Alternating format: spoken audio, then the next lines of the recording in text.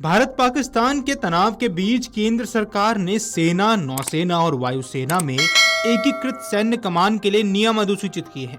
रक्षा मंत्रालय के मुताबिक सरकार ने अंतर सेवा संगठन यानी कमांड नियंत्रण अनुशासन अधिनियम 2023 के तहत नियमों को अधिसूचित किया है, जो सशस्त्र बलों में अधिक संयुक्तता और कमांड दक्षता को मजबूत करेगा। अंतर सेवा संगठन यानी कमांड नियंत्रण अनुशासन अधिनियम 2023 के तहत तैयार नियमों को राजपत्र अधिसूचना के माध्यम से अधिसूचित किया गया है। ये 27 मई से लागू हो चुके हैं। ये अहम कदम का मकसद अंतर सेवा संगठनों के प्रभावी कमांड नियंत्रण और कुशल कामकाज को बढ़ावा देना है। इससे सशस्त्र बलों के बीच संयुक्तता और तालमेल मजबूत होगा। विधेयक को 2023 के मॉनसून सत्र के दौरान संसद के दोनों सदनों की ओर से पारित किया गया था। इसे 15 अगस्त 2023 को राष्ट्रपति की स्वीकृति भी मिल गई थी। 8 मई 2024 को राजपत्र अधिसूचना के मुताबिक यह अधिनियम 10 मई 2024 से प्रभावी हुआ है। इन नियमों के लागू होने से अधिनियम पूरी तरह से क्रियाशील हो जाएगा और इससे निर्णय लेने में तेजी लाने तथा अनुशासनात्मक मामलों को कुशलतापूर्वक निपटने में आईएसओ की प्रभावशीलता में वृद्धि होने की उम्मीद है। ये विकास भारत के सशस्त्र बलों के बीच अधिक से अधिक एकजुटता को बढ़ावा देने के लिए चल रहे प्रयासों की पृष्ठभूमि में आता है, विशेष रूप से भविष्य के थिएटर कमांड संरचनाओं के प्रकाश में। ये कदम आईएसओ प्रमुखों के अधिकार को मजबूत करता है और इसे भारत की रक्षा प्रबंधन प्रणाली में एक महत्वपूर्ण सुधार के रूप में देखा जाता है। वहीं आपको बता दें कि रक्षा मंत्रालय ने एक्स पर एक पोस्ट में कहा, सरकार ने अंतर सेवा संगठन यानी कमांड नियंत्रण अनुशासन अधिनियम 2023 के तहत नियमों को अधिसूचित किया है। यह अधिनियम के पूर्ण संचालन को चिन्हित करता है, जो आईएसओ के कमांडर इन चीफ और ऑफिसर इन कमांड को उनके कमांड के तहत तीनों सेवाओं के कर्मियों पर अधिकार प्रदान करता है। ये व्यक्तिगत सेवा शर्तों में बदलाव किए बिना प्रभावी अनुशासन, सुव्यवस्थित प्रशासन और बढ़ी हुई संयुक्तता सुनिश्चित करता है।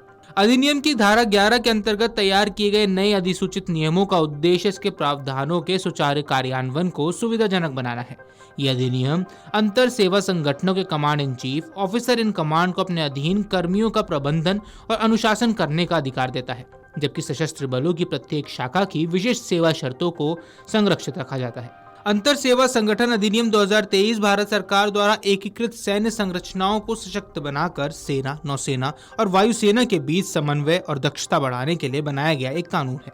इस अधिनियम का उद्देश्य थिएटर कमांड, संयुक्त प्रशिक्षण संस्थानों और लॉजिस्टिक इकाइयों जैसे आईएसओ के प्रमुख के कमान नियंत्रण अनुशासनात्मक शक्तियों के लिए एक स्पष्ट ढांचा प्रदान करके तीनों सेवाओं के बीच संयुक्तता में सुधार करना है। आसान भाषा में समझे तो तीनों सेनाओं की कार्यशैली का एकीकरण करके एक नियम बनाया गया है, जिसे अब अंतर सेवा संगठन अधिनियम का नाम दिया जा रहा है। ये आईएसओ के कमांडर इन चीफ और ऑफिसर इन कमांड को उनके अधीन रखे गए तीनों सेनाओं के कर्मियों पर नियंत्रण रखने का कानूनी अधिकार देता है। उन्हें प्रत्येक बल पर लागू सेवा कानूनों के अनुसार अनुशासनात्मक कार्रवाई शुरू करने का भी अधिकार है।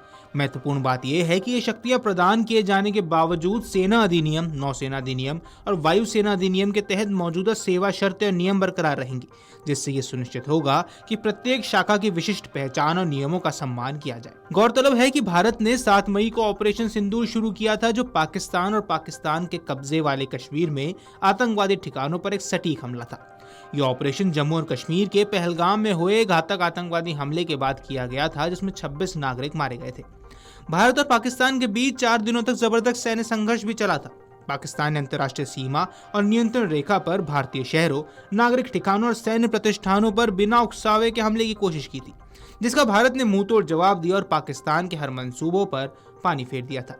दोनों देशों ने 10 मई को गोलाबारी बंद करने पर सहमति जताई थी। हालांकि पाकिस्तान ने कुछ ही घंटों बाद इस समझौते का उल्लंघन कर दिया था। Video desk amarujala.com। अगर आप ये वीडियो YouTube पर देख रहे हैं तो हमारे चैनल को सब्सक्राइब कर बेल आइकन दबाएं और Facebook पर देख रहे हैं तो हमारे पेज को लाइक करें।